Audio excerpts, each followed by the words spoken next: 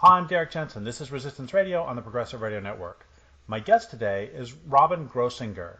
He's a senior scientist at the San Francisco Estuary Institute, where he co-directs with Letitia Grenier SFEI's Resilient Landscapes program. For over 20 years, Robin has analyzed how California landscapes have changed since European contact, using these data to guide landscape-scale restoration strategies.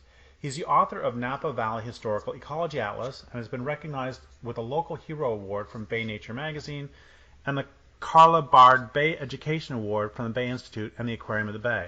So first off, thank you for your work in the world, and second, thank you for being on the program. Thanks, Derek. So can you talk a little bit about the San Francisco Bay and the estuaries, and first, what were they like at early contact, and then sort of trace the history to what they're like now? Yeah, happy to. It's obviously it was an amazing place, and while we can't go back there, it's amazing the documents that we have from the early explorers, Spanish, Mexican, American documents, early maps. Descriptions written by travelers. We've been able to weave together a picture of what it was like in the early 1800s before most of the subsequent impacts happened. So when it was more like it had been for centuries beforehand. So the bay was characterized. Probably the dominant thing about San Francisco Bay was the tidal marshlands. There were around 300 square miles of marshes at the edge of the bay, salt marshes, representing almost half of the whole state's total wetlands, tidal wetlands. So it was this massive enclosed estuary that really had unique continental scale wetland habitat. And these wetlands were fronted by tidal mudflats and actually 27 miles of sandy beach, which we had lost and forgotten about until research recently. So we had beaches along the edges, particularly in the Central Bay. But the tidal marshlands covered about, and the tidal mudflats were really almost half of the bay size of the bay. It's an interesting thing now. The bay, almost all of that area has been lost, the intertidal area. And so what we've been left with is largely just the deeper water portion of the bay.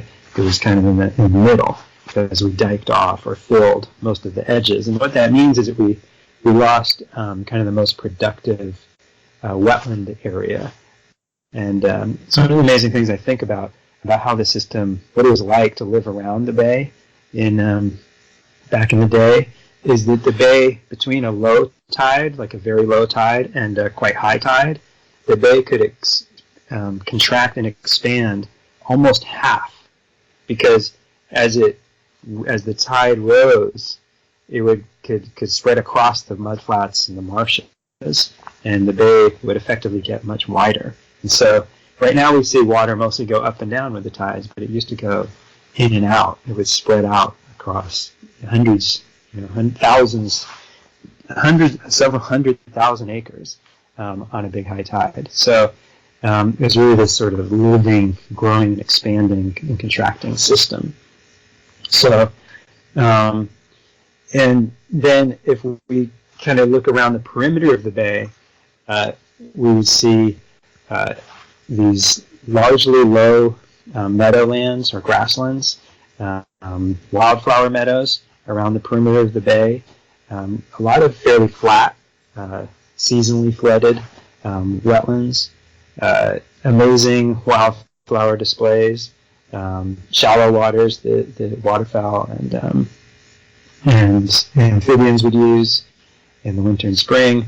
And there would be these little ribbons of trees, the creeks coming down the hill, from the hills across the valley towards the bay.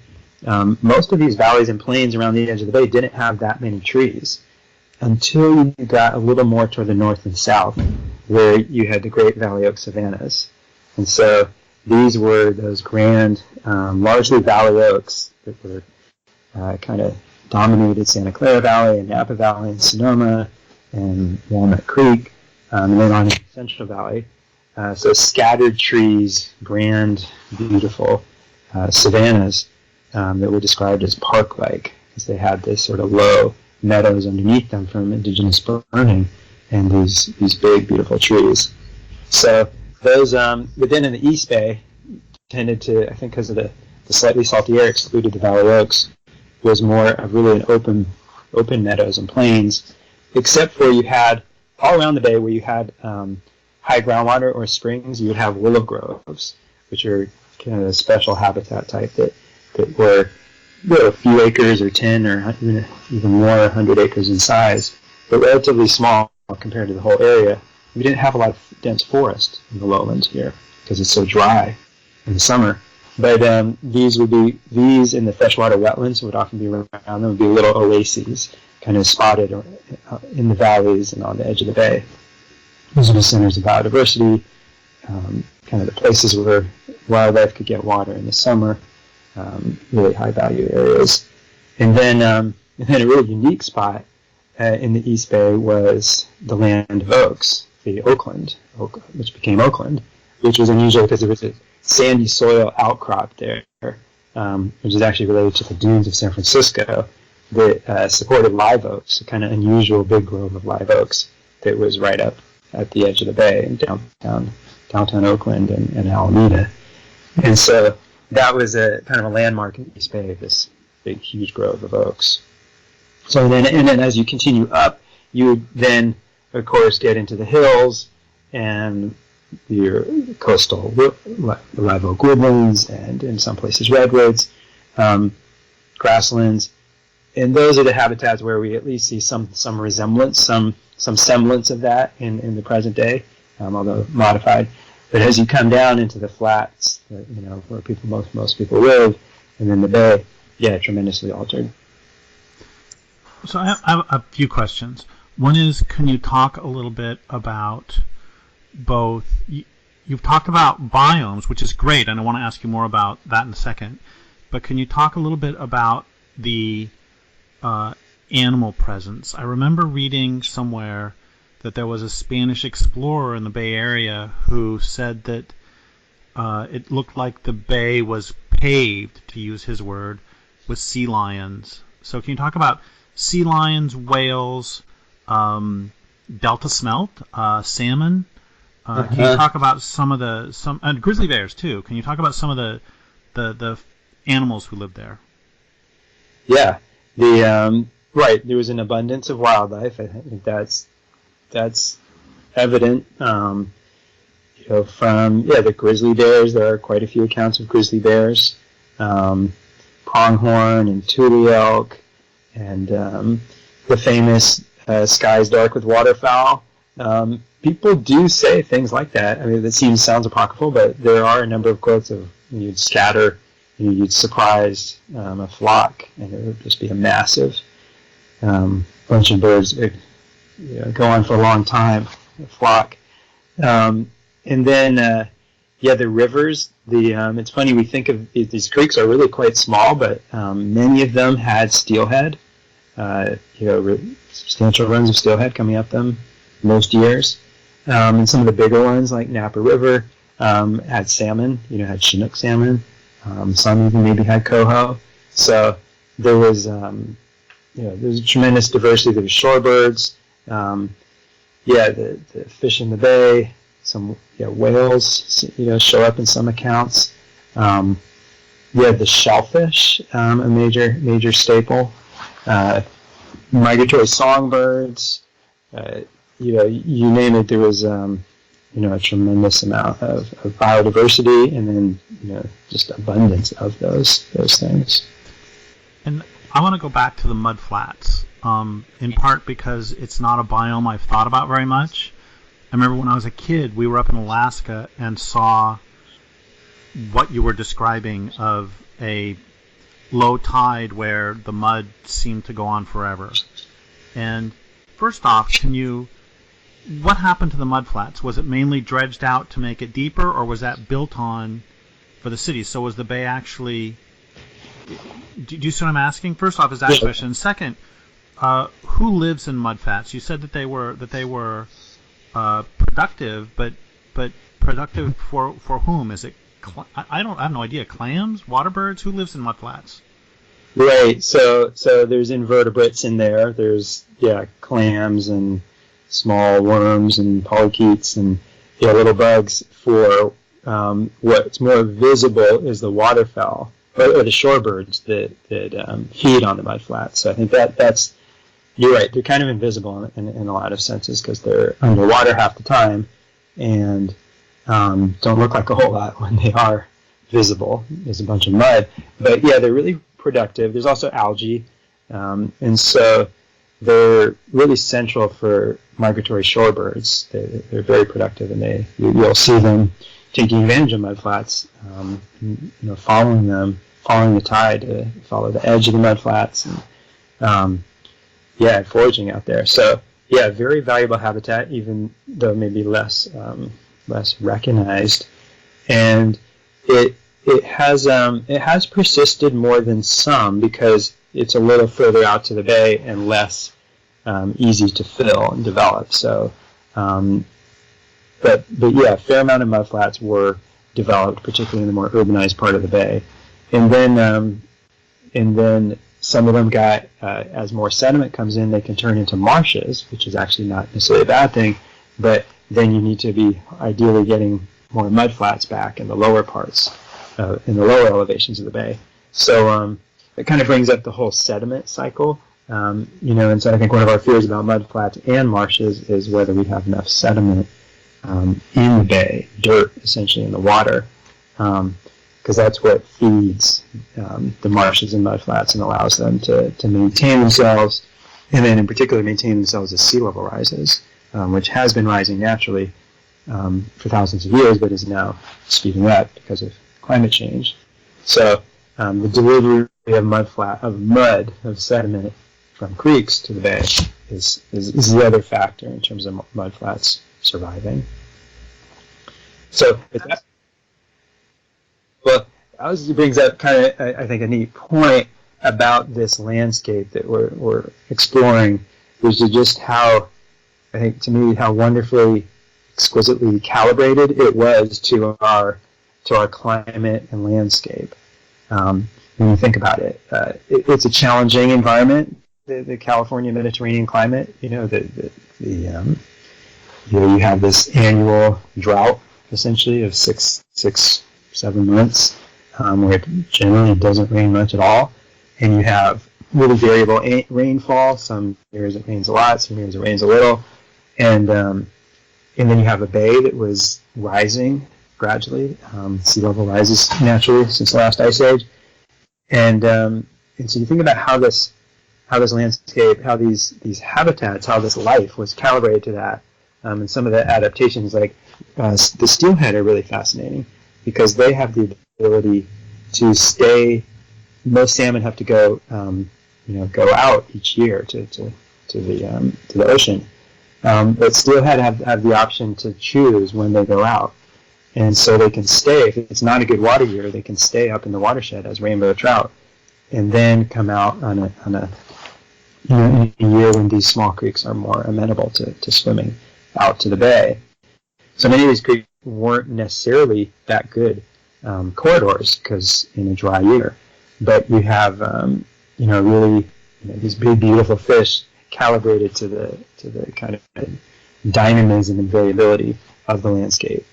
And then similarly, I think about the oak trees and just how remarkable that really was. The main tree out on these open plains where it's so hot and dry was the valley oak, and it had the ability to persist, not only persist, but create this huge structure, canopy, tremendous engine for biodiversity with very little water, and dealing with a really challenging climate, challenging conditions. So you had these adaptations. You can also think about the variability. Another way of thinking about the variability was the acorn woodpeckers, which are dependent on acorns. They would rely on several different types of oak trees because oak trees do better. Different species of oak trees tend to produce good crops of acorn in different water years. So if it's really dry, maybe the valley oak acorn crop fails, but the live oak produces well. So, or in a different type of year, blue oak does well. So you had this heterogeneity and this complexity, diversity, which gives us confers resilience on the landscape and allowed species to adapt to this incredibly variable system. So I think that's of course, as we think about in the future, how do we bring resilience back and make things have the best chance of survival with climate change? We look to those sorts of patterns and processes. Well, I want to talk about that in a moment. I want to respond to something you said here that just is this is one of the things that I absolutely love about nature. And I just read this last week that hippos in Africa are important to stopping blooms of toxic algae in lakes because they eat a tremendous amount of plants that have high concentrations of silica, and then they poop it out, and then for a reason that I don't remember, the silica inhibits the blooms of toxic algae. And I love that you use the word calibrated. They're all... One more quick story is that I was sitting with a friend of mine who's a fisheries biologist. We're looking out at the ocean, and he tells me that sharks having rough skin allows them to swim faster than if they had smooth skin because of the difference between turbulent and laminar flow. And I turn to him and I say, so this is all so extraordinary and wondrous. Do you believe in some sort of intelligent force, creating the entire, some sort of creation force? And his answer I still love years later, which is he said, there is great intelligence in time. And I just, I love that. And there's this great intelligence, or great, you can call it calibration, you can call it whatever you want, I don't care. There's this great something in this long-term adaptation of this long-term dance between creatures and their habitat. Yeah, that's right. Right, and it is always hard to imagine how that could have happened through natural selection and just all the little mistakes being selected properly, but it is time that makes it particularly possible. Because, over all that time, you got this exquisite calibration to the landscape, which itself is always changing. But, and nature's always kind of catching up with that but then shaping it as well. One of the stories that is real pertinent to us today that is fascinating to me along those lines of calibration is just the tidal marshes and how they, they need to be at just the right elevation in relation to the tide, so they're not flooded too much, or else the plants will drown, or too little, in which case they'll dry out and won't get the dirt and the nutrients they need. So how do they find that edge, that perfect elevation, when the sea level is changing? Because since the last ice age, sea level has been rising, sometimes faster, sometimes slower. Well, there's a neat feedback mechanism whereby when the marshes if the seas rise a little faster, the marshes get flooded a little bit more, and more sediment gets deposited, because they get more water more often, so more dirt falls out of that, and then that makes them grow up a little higher, and then they get flooded less, so then their growth slows down and matches to match sea level. Also, they can just grow, vegetatively more when they're flooded, when they have more water. So there's a really neat dance right there between the marshes and the ocean and ocean levels. And so then, these are, and to some extent, I feel like, this research is fascinating and kind of wondrous, but it also, this is the natural resources, the legacy, the inheritance of this region that was created by all of that time, all these systems working together that we want to learn from and figure out how that how that can be sustained and drawn upon in the future, because we sort of squandered some of that inheritance, to say the least. But much of that is actually still, those processes are still, those genetics, those, the amazing kind of abilities encoded in all these species. Most of them haven't gone extinct, and many of these kind of processes could be reestablished more if we tried. So before we get to that, and before we get to, I want to come back to the sediment cycle again, or in a moment, because you mentioned I want to talk a little bit more about that. But before you go those, I want to say something sort of silly, which is that I've sometimes thought if I could choose to live anywhere on the planet based solely on the biome pre-contact, I've sometimes thought it might be the Bay Area, and I'm just wondering if that would be one of your early choices for where, just based on climate and natural fecundity, if that might be one place you would choose. Well, it's a pretty good choice. Yeah, I wouldn't disagree. Because and that's reflected in the indigenous settlement population, who was one of the more densely populated areas, because it's such a great place to live. And why? Well, it is a relatively mild climate, so the winters aren't that difficult. Some of the resources that are around all year, in particular the bay, the bay being there, and the tidal mudflats and the marshes, and so the shellfish was a tremendous resource that you could really rely on year round.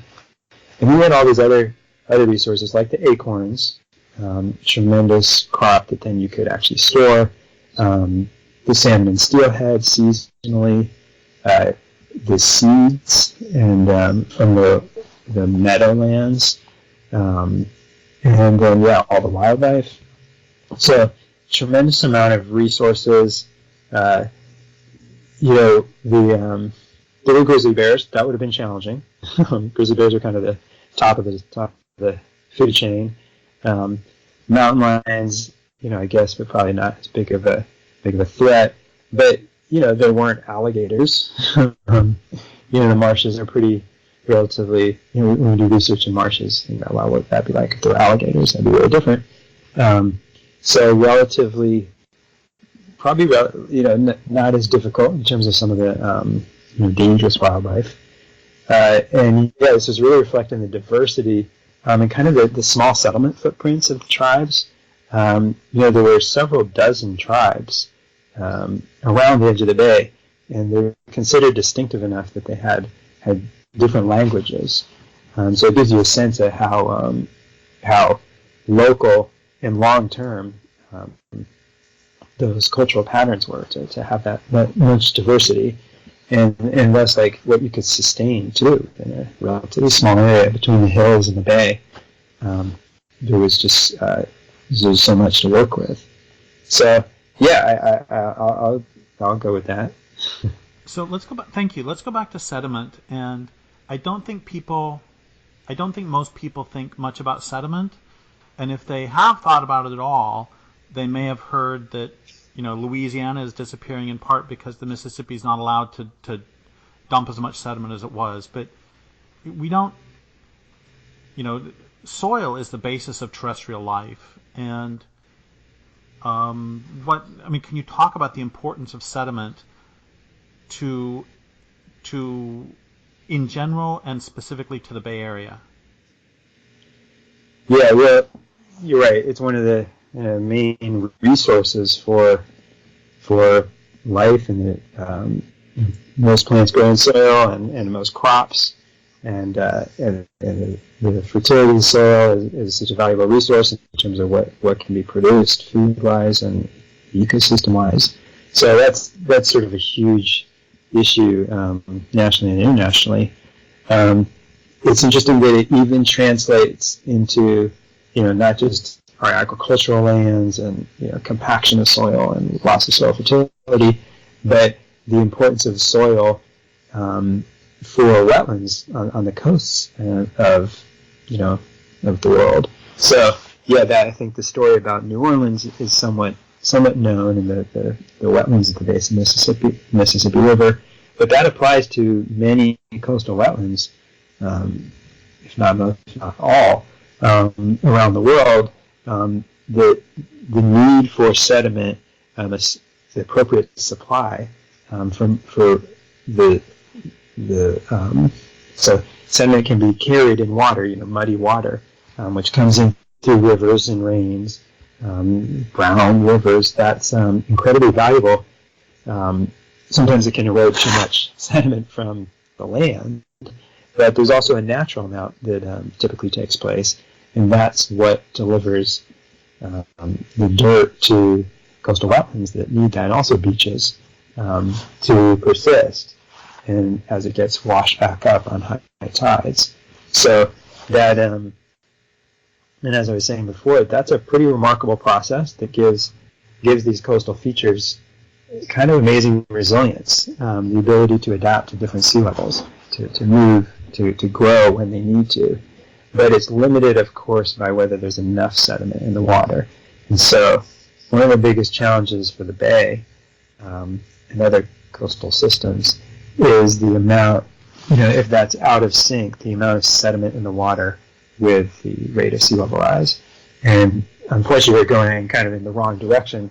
The rate of sea level rise is increasing through the course of this century, and the amount of sediment in the water is actually decreasing. And that's largely because of reservoirs, which capture the sediment from, kind of unintentionally trap it as they capture water.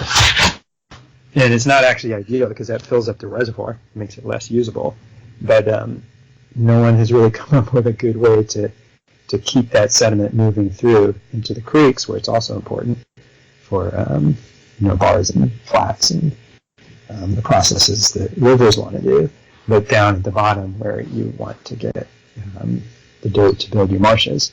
So these days, it's interesting, and a lot of the work at our institute and scientists along the Bay are trying to understand how much sediment do we have in the Bay, how much do we need for the wetlands that we think we need, and where might that come from. And where it traditionally came from, let's sort of follow a little bit of soil. So it rains, and whatever soil was not held by roots of plants might get rolled into a stream, and then the faster the stream goes, the more soil it can carry, right? And so that's one of the reasons that a reservoir, a dam will remove sediment below the dam, is because the water slows and the sediment falls out. Is that correct? Mm-hmm. Yeah, right. And so often at the beginning of the reservoir where water comes in, you'll see a little wetland there because the water slows down, as you said, and it builds up a little wetland delta at the edge of the reservoir, the opening entrance to it. But it's interesting, that thought, then that's the same process that happens where wetlands are built, because, of course, everyone, where you see wetlands, coastal wetlands, tidal marshes, is in the kind of the shallow, more protected areas, right? It's in the embayments, the coves, are where wetlands tend to build up, where the wave energy is not as high, and essentially the water slows down, like you're describing. And when it slows down and sort of pauses there, that's where the dirt can kind of settle out, at least a little bit of it on each tide. One of the things this makes clear is that although you can do all sorts of things to restore a local place, it is simply true also that places are interconnected, such that what happens high on the Sacramento River will still affect the San Francisco Bay. Is that correct? Yeah, exactly. Right. So, right, the recognition that we can't do everything just by protecting individual spots.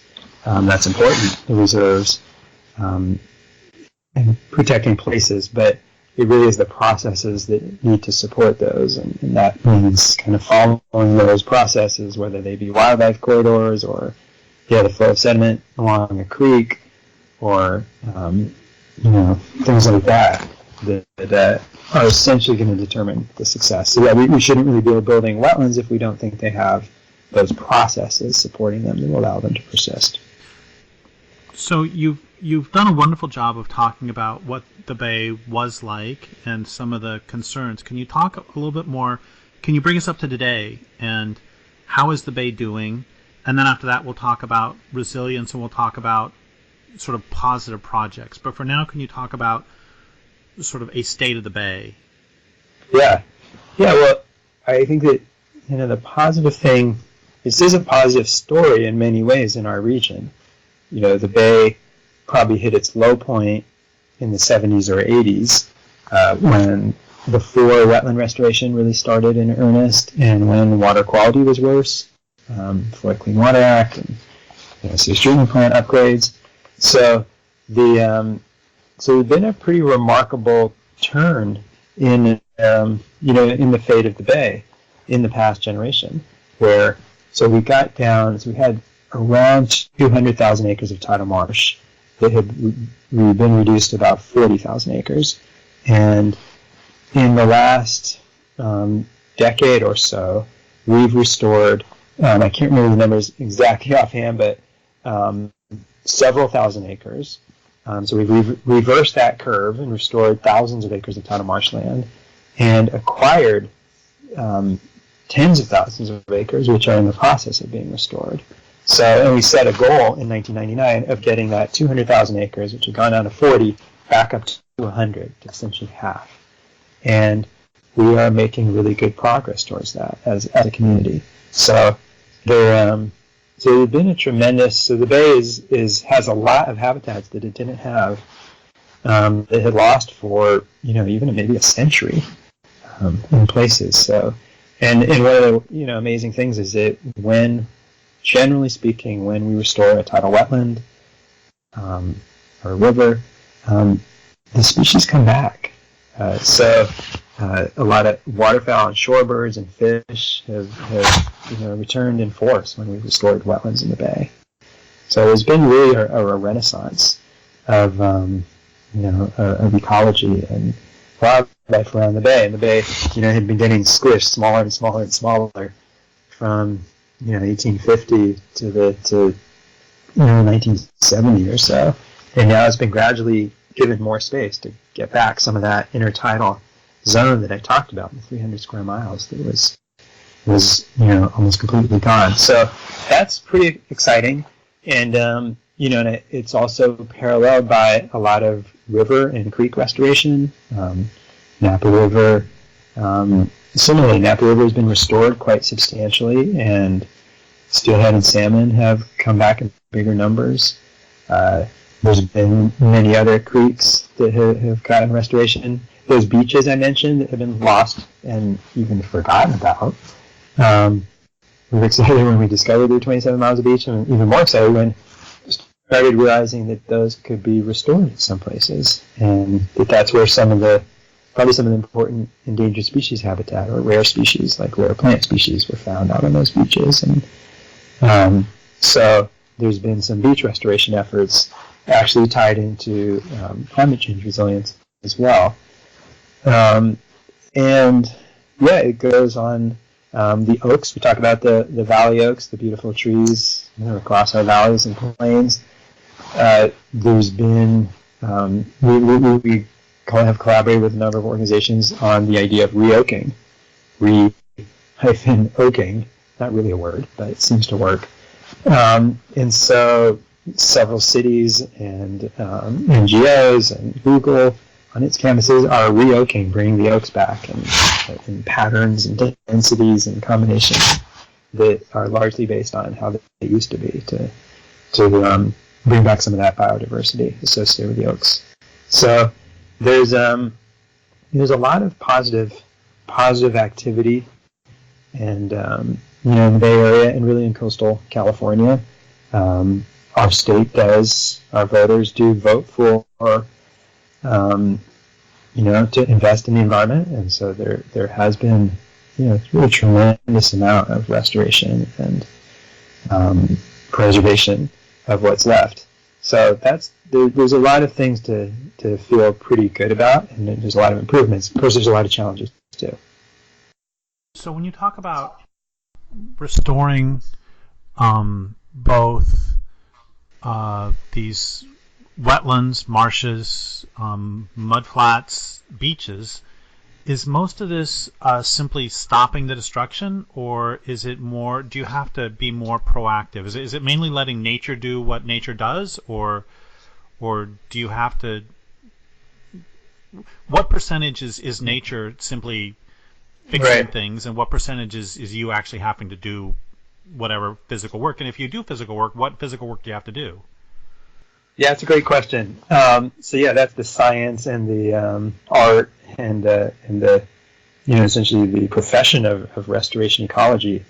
And I think the powerful part of restoration ecology is that when done right, you're working with nature, you're working with the processes that create and maintain an oak, an oak woodland or a marsh. And you're trying to get that sort of on a trajectory where we don't have to do that much, because if you do it right, nature should be able to take care of it, at least mostly, for the most part. So, what is needed to get a system back onto its, kind of proper trajectory or reestablish that, given all the changes, really varies. And so, in some cases, it might be as simple as opening up the levee, the little wall that held out the tides from a former tidal marshland, letting the tides back in, and the dirt will come in, the tides, the water will come in and go up and down on the right schedule, because that's controlled by the moon. You can't really mess that up. And then the plants will find their way, and the wildlife will follow. That surprisingly actually is the case a fair amount of the time, if the elevation is just right. But often the elevation isn't quite right, so we may have to bring in some dirt to recover the marsh back to the right elevation, because it's lost that, because it either subsides, it sort of shrinks, or because sea level has gone up since. So there often is some level of engineering or planting or design. It's there's a fair amount of work that often needs to go into it to essentially to recover from what may have been a century of mistreatment and kind of altering of the landscape. So, but at the same time, I'm also kind of amazed at how many things just restore themselves by themselves. Like, there's a fair amount of beaches around San Francisco Bay that we didn't have anything to do with. The original beaches were destroyed. Landfill was built out, a freeway was built out into the bay, thousands of feet, a mile, and then a new beach formed on the outside of that, because the processes remained intact, and they found the right spot where sand settled and built up a beach. Similarly, as people know who live in an area that still has some oaks, it seems that if you have a critical mass of oak trees left, and that supports a critical mass of scrub jays and squirrels, essentially the savanna, the oak woodland will try to recreate itself as the scrub jays bury the acorns, and they'll start popping up. And so, to a certain extent, these processes are somewhat irrepressible.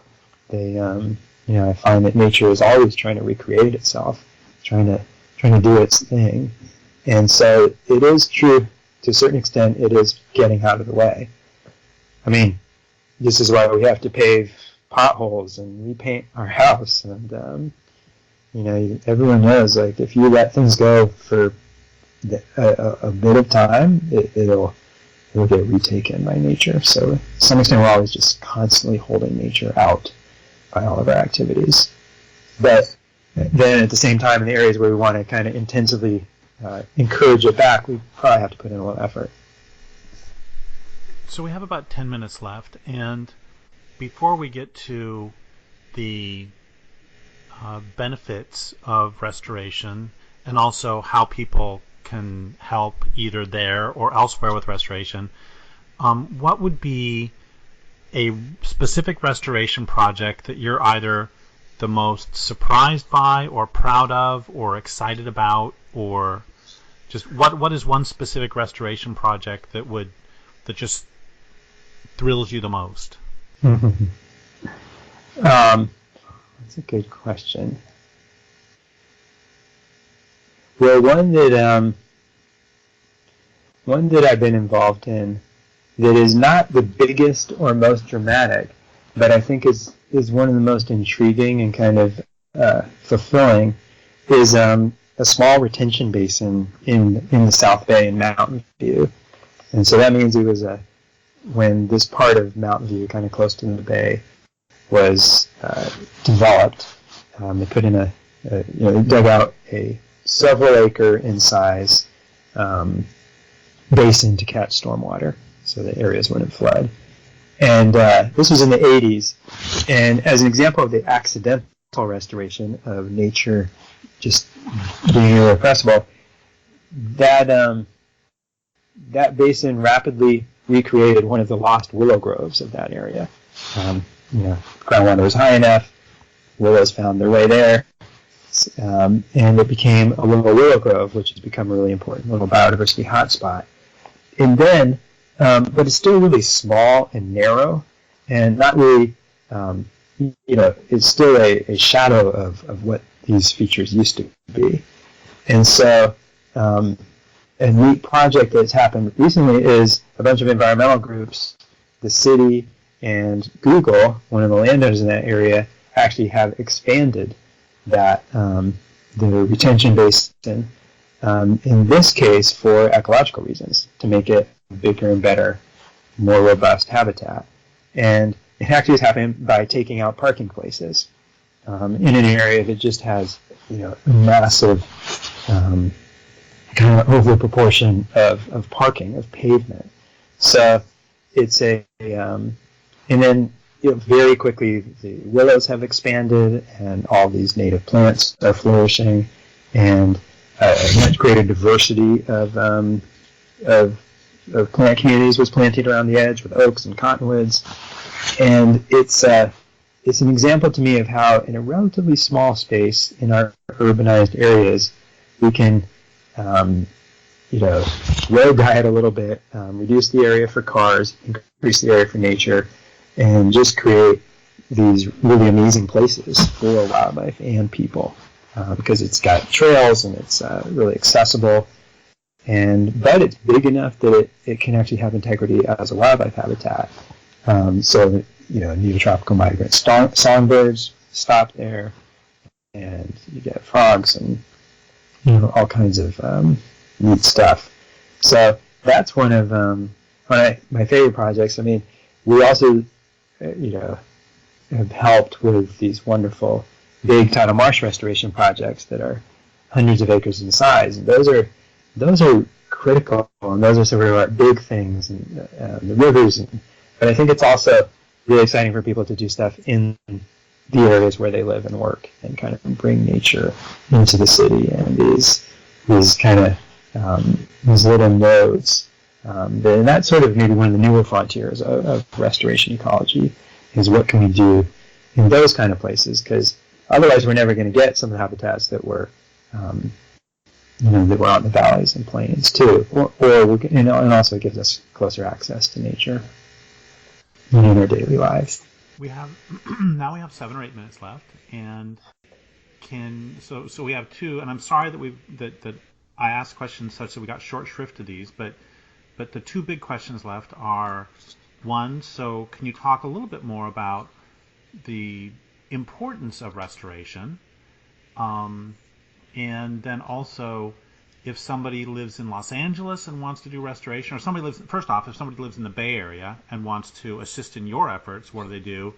And second, if somebody lives in Topeka, Kansas, or Galveston, Texas, or anywhere else, and they're interested in restoration, what should they do? Yeah. Well, I think one of the things that's been neat for me to discover in recent years is, at first we had to build that picture of what did our landscape look like, But then we started thinking about what did it do, how did it work, what did it do, and it's fairly remarkable. Of course, you can almost think of it so beautiful as just it was just sitting there looking pretty, but of course it wasn't. It was not just a pretty postcard. It was this dynamic, active system that was doing a whole heck of a lot. So it becomes relevant as we start looking to how can nature-based solutions help us with some of the challenges that we face with climate change, with the loss of biodiversity, with heat island effects. So, and so these native ecosystems are largely what made the place livable. So, for example, when you think about the Valley Oaks, the oak savannas, those are a remarkable piece of really living infrastructure that built shade. That from a very small footprint of a tree, built these huge canopies, and that's actually where most of the early villages were built, was in the shade of these oak trees, because otherwise it was really hot out there. So they did this at a really low cost of water. They used very little water. And they actually store a lot of carbon and are biodiversity engines. So now we start looking to those trees as perhaps better options for our urban forest in many cases where we have room than some of the trees that we want to grab from the East Coast or the Midwest that actually aren't as useful here.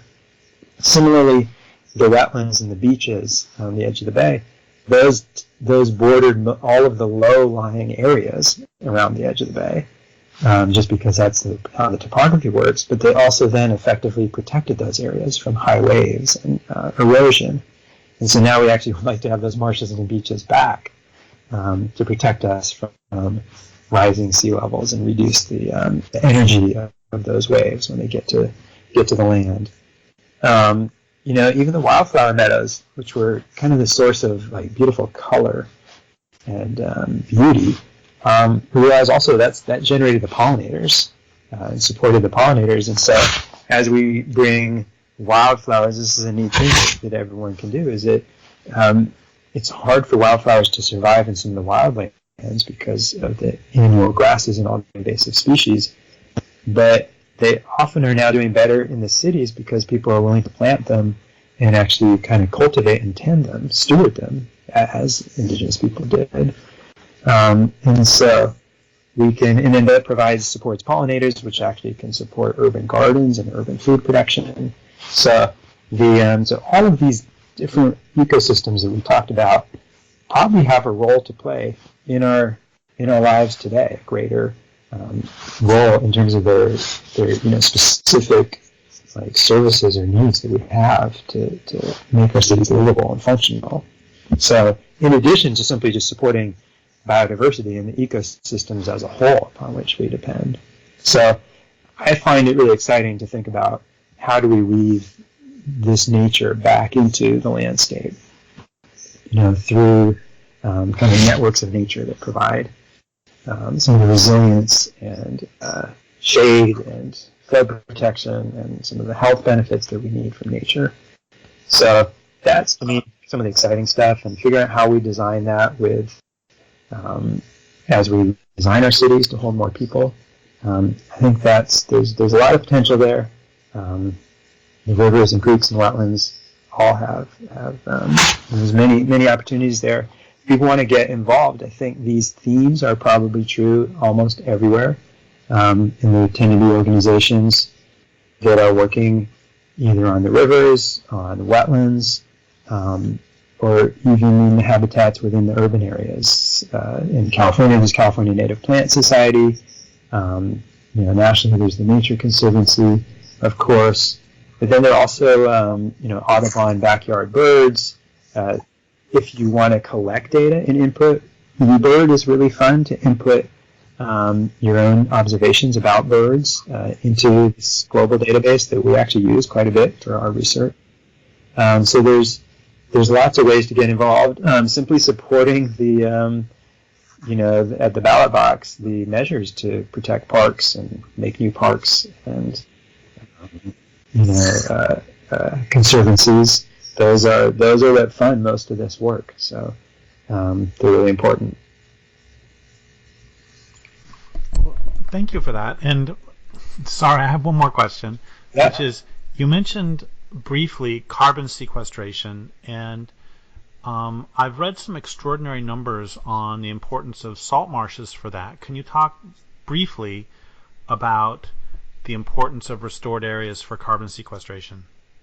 Yeah, that's really a growing area. Is understanding those investments in carbon storage in the ecosystem. And I think that's a whole other important dimension.